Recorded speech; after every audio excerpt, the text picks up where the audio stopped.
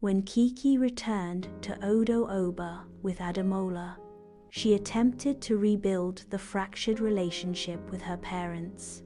Her mother, though still overprotective, welcomed Kiki back, but her father remained cold and distant.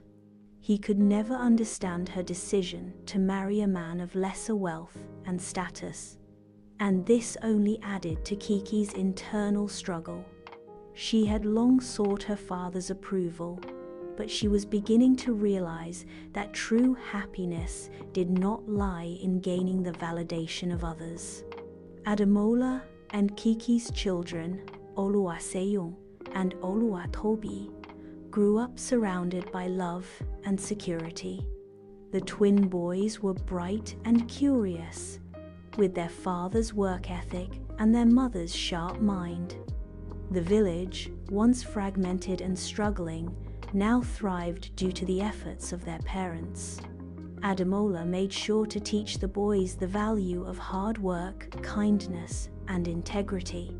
Kiki, having reconciled with her past, took on a more active role in the family's business and the community, ensuring that the children understood the importance of both compassion and independence. Oluwaseun, the older twin, showed an aptitude for leadership early on. He was naturally charismatic and often found himself speaking on behalf of others, just like his father. Oluwatobi, on the other hand, was quieter and more introspective. He had a knack for problem solving and spent his days helping his father with the logistics of their growing farm. Though they were different in personality, both boys learned to value the community and work together for the greater good of Odo Oba. As they reached adolescence, both boys were faced with choices that would shape their futures. Ademola and Kiki knew that their children had opportunities they had never dreamed of, but they also wanted them to understand the responsibility that came with privilege.